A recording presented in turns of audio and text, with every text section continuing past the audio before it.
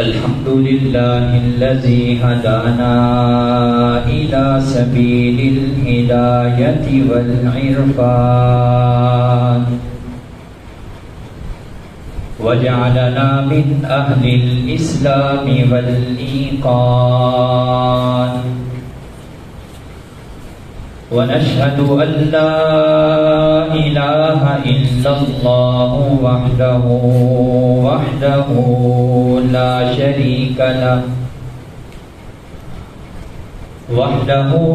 شريك له شهادة بالقلب واللسان ونشهد أن سيدنا وسندنا وحبيبنا وإمامنا ومخدومنا وشفيعنا وكريمنا ورحيمنا وحبيبنا وحبيب ربنا وطبيبنا وطبيب قلوبنا وقرة أعيننا وأفضلنا وأجملنا وأكملنا وأشرفنا وأعلانا وأولانا ومولانا محمدا عبده ورسوله الذي عرفنا ما يدخلنا الجنان وعلى آله وأصحابه أكمل أهل الإيمان وسلم تسليما كثيرا أما بعد فأعوذ بالله من الشيطان الرجيم بسم الله الرحمن الرحيم دعواهم فيها سبحانك اللهم وتحيتهم فيها سلام وآخر دعواهم أن الحمد لله رب العالمين صدق الله العظيم وبلغنا رسوله النبي الأمي الكريم درود پاک اللهم صل على سيدنا محمد وعلى آل سيدنا محمد وعلى آل سيدنا واجب الاحترام قابل عزت تکریم و تعظیم بزرگوں، بھائیوں، دوستوں اور نوجوان ساتھیوں، نماز میں پڑھے جانے والے الفاظ کے معنی اور مفہوم کے حوالے سے ایک سلسلہ شروع کیا تھا، اور گزشتہ کے خطبات میں سے ایک خطبہ جمعہ میں نماز کے آغاز میں پیش آنے والے کچھ مسائل اور اللہ اکبر کے معنی اور مفہوم پر گفتگو ہوئی تھی۔ نماز کے بعد ثنا کے ابتدائی الفاظ کے حوالے سے اس کا معنی، اس کا مفہوم، اس کی تشریح اور یہ اقرار بندہ مومن ہر نماز کے شروع میں کیوں کرتا ہے، آج کی نشست میں اسی پر گفتگو ہوگی۔ جب انسان اللہ اکبر تکبیر تحریمہ کہہ کر ہاتھ باندھ لیتا ہے اور سورۃ الفاتحہ کی قرأت ابھی شروع نہیں کرتا، اس سے قبل ثنا پڑھنی چاہیے۔ قرآن پاک میں سورۃ طور میں اللہ نے حکم دیا ہے وَسَبِّحْ بِحَمْدِ رَبِّكَ حِينَ تَقُومُ، کہ اے نبی جی آپ جب بھی نماز میں کھڑے ہوں تو آپ اللہ کی تسبیح بیان کیجیے، تحمید کیجیے۔ اس آیت کی تفسیر کرتے ہوئے امام ضحاک رحمۃ اللہ علیہ فرماتے ہیں اس سے مراد، اس تسبیح سے مراد ثنا ہے، سبحانک اللہم و بحمدک و تبارک اسمک و تعالی جدک و لا الہ غیرک۔ تو قرآن پاک سے اس کا ثبوت مل گیا کہ جو ثنا ہم پڑھتے ہیں تو قرآن پاک میں اس کا حکم ہے وسبح بحمد ربک حین تقوم، اور احادیث مبارکہ میں امام ترمذی رحمۃ اللہ علیہ نقل فرماتے ہیں سیدنا عبداللہ ابن مسعود رضی اللہ تعالیٰ عنہ، حضرت علی المرتضی رضی اللہ تعالیٰ عنہ، امی جان سیدہ عائشہ صدیقہ رضی اللہ تعالیٰ عنہا، اور حضرت جابر، حضرت جبیر بن مطعم رضی اللہ تعالیٰ عنہما، ان سب حضرات سے یہی ثنا منقول ہے جو ہم نماز کے آغاز میں پڑھتے ہیں۔ اور ابو داؤد شریف میں حضرت ابو سعید خدری رضی اللہ تعالیٰ عنہ کی روایت موجود ہے، امام داؤد رحمۃ اللہ علیہ اس روایت کو لائے کہ رسول اللہ صلی اللہ علیہ وسلم جب نماز شروع کرتے تو سورۃ الفاتحہ کی قرات سے پہلے آپ یہ والی ثنا پڑھتے تھے سبحانک اللہم و بحمدک و تبارک اسمک و تعالی جدک و لا الہ غیرک۔ تو ثنا کا ثبوت قرآن پاک سے بھی ہے، ثنا کا ثبوت احادیث مبارکہ سے بھی ہے، اور صحابہ کے عمل سے بھی یہ ثابت ہے کہ سورۃ الفاتحہ سے پہلے تکبیر تحریمہ کہنے کے بعد جب ہاتھ باندھ لیے تو پھر سب سے پہلے ثنا پڑھنی ہے۔ اور یہ جو ثنا ہے اس کے جو الفاظ ہیں سبحانک اللہم و بحمدک، تین لفظ ہیں، ایک ہے لفظ سبحان، دوسرا لفظ ہے سبحان کے ساتھ جڑا ہوا کاف، اور تیسرا لفظ ہے اللہم۔ یہ تینوں الگ الگ لفظ ہیں، ہم ملا کر جب پڑھتے ہیں تو پڑھتے ہیں سبحانک اللہم۔ تو سبحان یہ پہلا لفظ ہے جس کا معنی ہے پاک ہے، پاک ہے۔ اس کی تشریح کروں گا کہ پاکی سے کیا مراد ہے۔ پاک ہے، کون پاک ہے؟ تیری ذات۔ کس کی ذات؟ آگے لفظ لے آئے اللہم، اے اللہ۔ اللہم جو ہم اکثر دعاؤں کے شروع میں پڑھتے ہیں اور کتابوں میں بھی لکھا ہوا ملتا ہے اللہم، آگے دعا ہے، تو اللہم کا مطلب ہوتا ہے اے اللہ۔ تو سبحانک اللہم کا معنی ہوا اے اللہ تیری ذات پاک ہے، وبحمدک ساتھ اپنی خوبیوں کے، اپنی خوبیوں کے ساتھ اے اللہ تیری ذات پاک ہے۔ یہ اس کا لفظی معنی ہے۔ اس کی تشریح کیا ہے اس کو ذکر کرنے سے پہلے میں ضروری سمجھتا ہوں کہ تسبیح سے متعلق کچھ عرض کروں، ثنا سے متعلق کچھ عرض کروں۔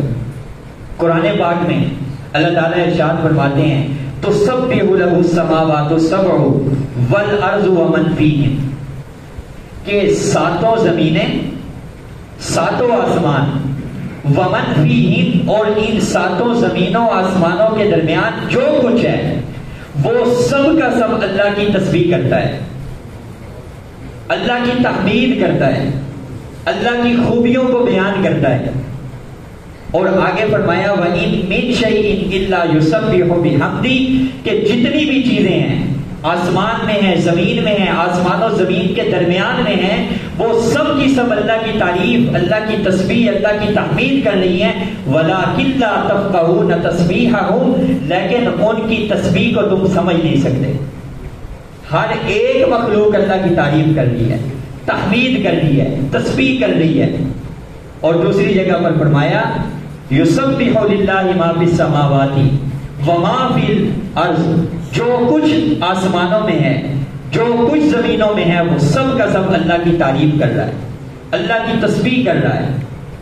سبح للہ ما فی السماوات وما فی الارض، جو کچھ آسمان و زمین میں ہے وہ اللہ کی پاکی کو بیان کر رہا ہے۔ تو اللہ کی پاکی ہر چیز بیان کر رہی ہے۔ قرآن پاک میں 20 مقامات، 30 آیتیں ہیں جن میں اس مفہوم کو ذکر فرمایا گیا کہ کائنات میں جتنی بھی چیزیں ہیں، جنات ہیں، انسان ہیں، فرشتے ہیں، حشرات الارض ہیں، اور جتنی بھی مخلوقات ہیں، چاہے وہ باہر سے تعلق رکھتی ہے، بر سے تعلق رکھتی ہے، خشکی پر ہے، تری میں ہے، پہاڑ ہیں، پتھر ہیں، سمندر ہیں، دریا ہیں، ندیاں ہیں، نہریں ہیں، آسمان ہیں، آسمانوں میں جڑے ہوئے تارے ہیں، ضیاءپاشیاں کرتا ہوا چاند ہے، یا آتشی کرنوں والا سورج ہے، اور آسمان سے برسنے والی بارش ہے، بادل ہے، زمین ہے، زمین کے اندر مخلوق ہے، ہوا ہے، فضا ہے، خلا ہے، پھر صحرا ہے، دریا ہے، پھر آسمان میں رہنے والی مخلوق ہے، سدرۃ المنتہا میں بسنے والی مخلوق ہے، تحت الثری میں بسنے والی مخلوق ہے، عرش ہے، عرش کے حاملین فرشتے ہیں، جتنی بھی چیزیں ہیں سب کی سب اللہ کی تعریف کر رہی ہیں، سب کی سب اللہ کی تحمید بیان کر رہی ہے۔ حضرت ابو ذر غفاری رضی اللہ تعالیٰ عنہ کی روایت، بلکہ اس سے پہلے جب اللہ تعالیٰ نے انسان کی تخلیق کا ارادہ فرمایا، قرآن پاک سورۃ البقرہ میں موجود ہے، تو فرشتوں کے سامنے اپنی بات کو رکھا، انی جاعل فی الارض خلیفہ، کہ اے فرشتوں میں ایک ایسی مخلوق بنانا چاہتا ہوں جو دنیا میں زمین پر میری نائب ہوگی، انسان کی تخلیق سے پہلے۔ تو فرشتوں نے بڑے ادب کے ساتھ، بڑے احترام کے ساتھ عرض کیا کہ اے اللہ، پہلے سے ایک مخلوق زمین میں رہ رہی ہے، جنات، انہوں نے فساد فی الارض مچایا ہوا ہے، ہر طرف لڑائی ہے، حرب ہے، جنگ ہے، تو جو نئی مخلوق آئے گی وہ بھی خون ریزی کی، لڑائی کی عادی ہوگی، تو اے اللہ جو نئی مخلوق بنا کر جو کام، جو ڈیوٹی آپ اس کے سپرد کریں گے وہ ہمارے ہی سپرد کر دیں۔ اور آگے فرشتوں نے کہا نحن نسبح بحمدک ونقدس لک، اے اللہ ہم تیری ہی تو خوبیوں کے ساتھ تیری تعریف کرتے ہیں، تسبیح کرتے ہیں، ونقدس لک تیری پاکی پہلے سے بیان کرتے ہیں، تو وہ ڈیوٹی ہمارے ہی سپورٹ کر دے۔ تو اس آیت کے اس جملے سے جو فرشتوں نے اس وقت کہا تھا، پتہ چلا کہ فرشتے اللہ کی تسبیح میں مصروف ہیں۔ نبی پاک صلی اللہ علیہ وسلم جب مکہ فتح ہو گیا، قرآن پاک کی آیت نازل ہوئی، اذا جاء نصر، یہ پوری سورۃ النصر، اذا جاء نصر اللہ والفتح، فتح مکہ۔ آگے فرمایا اے نبی جی، اب جس مقصد کے لیے آپ کو مبعوث کیا گیا تھا اس مقصد میں آپ پورے اتر گئے، وہ مقصد پورا ہو چکا ہے، مکہ فتح ہو گیا، اسلام کو شان و شوکت مل گئی، اسلام پھیل گیا، اور عجم تک آپ کا جو دین ہے، آپ کا کلمہ ہے، آپ کی دعوت ہے وہ پھیل چکی، اب آپ میرے پاس آنے کی تیاری کیجیے۔ اور اس کے لیے کیا فرمایا، فسبح بحمد ربک واستغفر، کہ آپ اب اپنے رب کی تسبیح کو اپنا وظیفہ بنا لیجیے۔ تو نبی پاک صلی اللہ علیہ وسلم کو تسبیح کا حکم ہے۔ حضرت ابو ذر غفاری رضی اللہ تعالیٰ عنہ فرماتے ہیں کہ میں دیکھا نبی پاک صلی اللہ علیہ وسلم کو کہ آپ صلی اللہ علیہ وسلم اکیلے بیٹھے ہوئے، تنہا بیٹھے ہوئے، تو میں نبی پاک صلی اللہ علیہ وسلم کے پاس آ کر بیٹھ گیا۔ کچھ دیر گزری کہ سیدنا ابو بکر صدیق تشریف لائے رضی اللہ تعالیٰ عنہ، وہ بھی بیٹھ گئے۔ تھوڑا وقت گزرا، حضرت عمر بھی تشریف لائے، پھر تھوڑی دیر کے بعد حضرت عثمان بھی تشریف لائے۔ نبی پاک صلی اللہ علیہ وسلم جہاں بیٹھے ہوئے تھے سامنے کنکریاں پڑی ہوئی تھی، تو نبی پاک صلی اللہ علیہ وسلم نے ان کنکریوں کو اٹھایا، اپنی ہتھیلی میں رکھا، تو وہ کنکریاں تسبیح پڑھنے لگی، تسبیح پڑھنے لگی۔ اور حضرت ابو ذر غفاری رضی اللہ تعالیٰ عنہ کہتے ہیں میں نے شہد کی مکھیوں کی طرح ان کی گنگناہٹ کو سنا۔ آپ نے وہ اپنے ہاتھ سے ہتھیلی سے ان کنکریوں کو اٹھایا، حضرت ابو بکر کی ہتھیلی پہ رکھ دیا۔ تو حضرت ابو ذر غفاری کہتے ہیں کہ حضرت ابو بکر کے ہاتھ پر، ہتھیلی پر بھی وہ اسی طرح کنکریاں تسبیح پڑھتی رہی۔ پھر آپ نے اٹھایا ان کنکریوں کو، حضرت عمر کے ہاتھ پر رکھا، تو پھر بھی تسبیح جاری رہی۔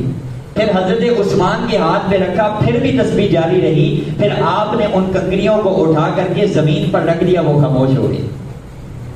تو اللہ کی تسبیح ہر چیز بیان کرتی ہے، فرشتے بھی بیان کر رہے ہیں، انبیاء بھی بیان کر رہے ہیں، اور کنکریاں بھی بیان کر رہی ہیں۔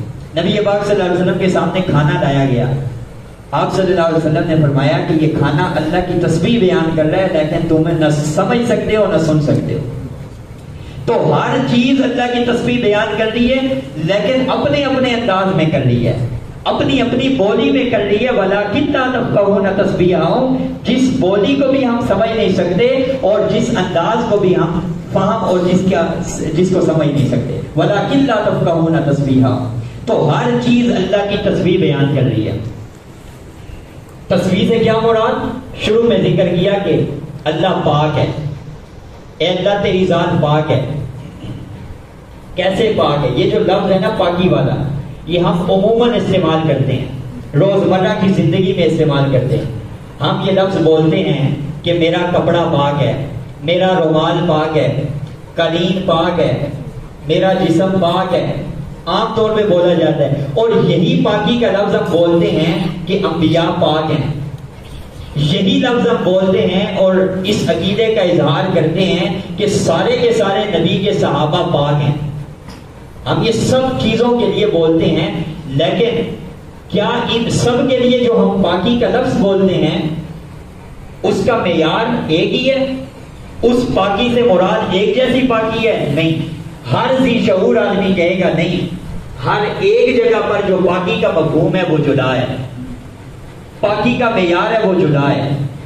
کیا مطلب؟ کہ جب ہم بولتے ہیں کہ میرا کپڑا پاک ہے تو اس سے مراد یہ ہوتا ہے کہ میرا کپڑا جو ہے وہ نجاستوں سے پاک ہے، غلاظت سے پاک ہے. میرا رومال پاک ہے، کیا مطلب؟ گندگی سے پاک ہے، آلودگی سے پاک ہے. تو جب کپڑے کے لیے یا جسم کے لیے، قالین کے لیے، ان چیزوں کے لیے ہم بولتے ہیں تو اس سے مراد ہوتا ہے کہ غلاظتوں سے یہ پاک ہے.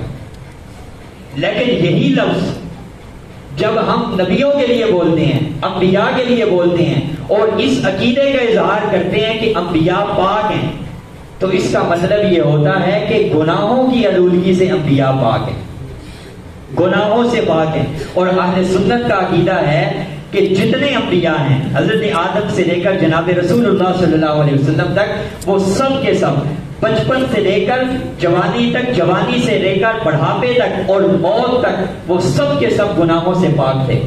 صغیرہ گناہوں سے بھی پاک تھے، کبیرہ گناہوں سے بھی پاک تھے. بلکہ اس سے بڑھ کر نبیوں کی شان ہم ان جملوں میں بیان کرتے ہیں کہ ساری مخلوق کو اللہ نے حکم دیا ہے کہ گناہوں کے قریب نہیں جانا، لیکن نبی اتنے عظیم ہیں کہ ان کے بارے میں گناہوں کو حکم دیا ہے کہ میرے نبیوں کے قریب نہیں جانا، گناہوں کو حکم دیا ہے. تو گناہ نبیوں سے دور بھاگتے ہیں. تو اتنے پاک صاحب کیوں؟ اس لیے کہ ان کی پرورش اللہ خود کرتا ہے، وہ خود اللہ کی نگرانی میں ہوتے ہیں، اللہ خود ان کی حفاظت کر رہا ہوتا ہے اور اللہ کا دستے قدرت ان کی پیٹھ کے اوپر ہوتا ہے. اس لیے جب ہم بولیں گے نبی پاک ہیں تو مفہوم یہ ہوگا کہ گناہوں کی آلودگیوں سے پاک ہے. یہی لفظ، یہی بات جب ہم صحابہ کے بارے میں بولیں گے تو اس وقت ہم کہیں گے صحابہ پاک ہیں، تو مطلب ہوگا کہ ہر قسم کے طنز سے، تشنیع سے، تنقید سے، ہر قسم کے سب و شتم سے صحابہ پاک ہیں. ان کے بارے میں تنقید نہیں ہو سکتی. اور یہ جو میں نے ذکر کیا کہ انبیاء پاک ہیں، گناہ نہیں ہو سکتے، معصوم عن الخطا ہیں، یہ کائنات میں، زمین و آسمان میں صرف ایک انبیاء کا طبقہ ہے جن کے بارے میں یہ صفت ہے کہ وہ معصوم عن الخطا ہیں. کوئی ولی اس صفت کا متحمل اور متصف اس صفت کے ساتھ نہیں ہے، کوئی صحابی نہیں ہے، کوئی بھی نہیں ہے. صرف نبیوں کی ذات ہے، نبیوں کی جماعت ہے اور نبیوں کی ہستیاں ہیں جو گناہوں سے پاک ہیں. اور صحابہ کے بارے میں ہم کیا عقیدہ کہ صحابہ پاک ہیں؟ مطلب یہ ہے کہ ہر قسم کی تنقید سے پاک ہیں، تشنیع سے پاک ہے. ان کے کسی قول کو لے کر، ان کے کسی عمل کو لے کر ان پر تنقید نہیں ہو سکتی، ان پر تشریح نہیں ہو سکتی. تو صحابہ کے بارے میں یہ عقیدہ ہے. آج ہمارے ہاں ایک مکتب فکر ہے، یہ بات عرض کرنا ضروری ہے اور اس کی وجہ یہ ہے کہ اعلامیہ جاری ہے پاکستان کے متفقہ طور پر پاکستان کے علماء کی طرف سے کہ آج جمعہ کے خطبے میں خطبائے کرام وہ صحابہ کی عظمت کو بیان کریں. کیوں بیان کریں؟ اس لیے کہ دن بدن صحابہ کی گستاخیاں بڑھتی جا رہی ہیں. اور میں نے چند جمعے پہلے عرض کیا تھا ایک بل پاس ہوا ہے تحفظ ناموس صحابہ و اہل بیت ترمیمی بل، اور اس بل کا خلاصہ یہ ہے کہ جو صحابی کی گستاخی کرے گا یا اہل بیت میں سے کسی فرد کی گستاخی کرے گا اس کی سزا پہلے 3 سال تھی، اب اس کی کم از کم سزا 10 سال ہوگی اور زیادہ سے زیادہ عمر قید اس کو ہوگی. اور پہلے یہ قابل ضمانت جرم تھا، اب ناقابل ضمانت جرم بن گیا. تو یہ بل پاس ہوا، آپ کی قومی اسمبلی سے پاس ہوا، آپ کے سینٹ سے پاس ہوا. تو ایک طبقہ جو دن بدن گستاخیاں کرتا ہے اور جس کی کتابوں میں یہ لکھا ہوا ہے کہ ہماری نماز اس وقت تک پوری نہیں ہوتی جب تک ابو بکر عمر عثمان پر لعنت نہ کر دیں، نعوذ باللہ. یہ وہ مکتبہ ہے فکر جن سے ہم گالیاں لگاتے ہیں نا، جن کو ہم کہتے ہیں یہ بڑے اچھے لوگ ہیں، بڑے با اخلاق لوگ ہیں، اور وہ لوگ کہ جو جن کی دکانوں سے ہم بڑے مزے سے گوشت خریدتے ہیں کہ ان کا گوشت بڑا اچھا ہوتا ہے. یاد رکھیے اس طبقے کا ذبیحہ حرام ہے، جیسے مرزائی کا ذبیحہ حرام ہے، یہودی کا ذبیحہ حرام ہے، عیسائی کا ذبیحہ حرام ہے. بلکہ ہمارے علماء کا اس پر فتویٰ ہے کہ یہ ان سے بدترین کافر ہے. وہ تو کھلے لفظوں میں کہتے ہیں نا کہ ہم فلاں کو نہیں مانتے. یہ آپ کے پاس آ کر کہیں گے ہم مانتے ہیں، لیکن اپنی مجلس میں بیٹھ کر انہی صحابہ پہ لعنت کریں گے، اسی قرآن کا انکار کریں گے، کہیں گے 40 پاروں والا قرآن، یہ 30 پاروں والا قرآن اصلی نہیں ہے. جب تک غار سے اصلی قرآن نہیں آتا ہم نعوذ باللہ اسی نقلی قرآن کو پڑھیں گے. تو یہ مکتبہ فکر یہ اٹھ گیا، قانون پاس ہو رہے، اب تو ہمیں جکڑا جائے گا، قانون کے کٹہرے میں لایا جائے گا. تو اس نے احتجاج شروع کیا اور اس نے حالات خراب کرنے کے لیے گستاخیوں کا سلسلہ شروع کیا. ابھی سکردو میں احتجاج کر رہے تھے، ہزاروں کی تعداد میں وہ جمع تھے اور ہزاروں کے اجتماع میں ایک ذاکر نے کھڑے ہو کر کہا کہ میں لعنت کرتا ہوں نعوذ باللہ حضرت نقل کفر نباشت حضرت معاویہ پر، حضرت ابو سفیان پر، ہزاروں کے اجتماع میں. پھر اس کی تائید میں ایک اور اٹھا، اس ریاست نامی ذاکر، اس نے پھر اس بات کو دہرایا اور پھر تنقید صرف نہیں کی، صرف لعنت نہیں کی، بلکہ انہوں نے کہا میرا نام فلاں ہے، یہ میرا شناختی کارڈ نمبر ہے، فلاں جگہ پر میں رہ رہا ہوں، آ کر کے مجھے پکڑو. اس نے دھمکی دی. ہم آج تک کہتے تھے کہ یہ اسلام کے غدار ہیں، لیکن سکردو اور گلگت میں انہوں نے انڈیا کے جھنڈے اٹھائے ہیں، پاکستان کے خلاف نعرے لگائے ہیں. تو جہاں پر وہ اسلام کے دشمن غدار، وہاں پاکستان کے بھی غدار. تو اس لیے علماء اٹھ گئے، علماء نے کہا اس بل کو جو سینٹ سے پاس ہوا ہے، اسمبلی سے پاس ہوا ہے، اسے قانون کا حصہ ہر صورت میں بنانا ہے. تو اس کے لیے آج جو تشہیری مہم ہے خطبات جمعہ میں، وہ ہر خطیب جمعے کے خطبے میں بیان کر رہے ہیں. وہ کسی بھی مسلک سے اور کسی بھی مکتب فکر سے تعلق رکھنے والا مسلمان خطیب ہے، وہ آج کے جمعے میں صحابہ کی عظمت اور اس بل کے حق میں بات کر رہا ہے. تو صحابہ کے بارے میں جب بات ہوگی تو صحابہ کے بارے میں بات کرتے ہوئے ہم کہیں گے طنز سے پاک ہے، تشریح سے پاک ہے، تنقید سے پاک ہے.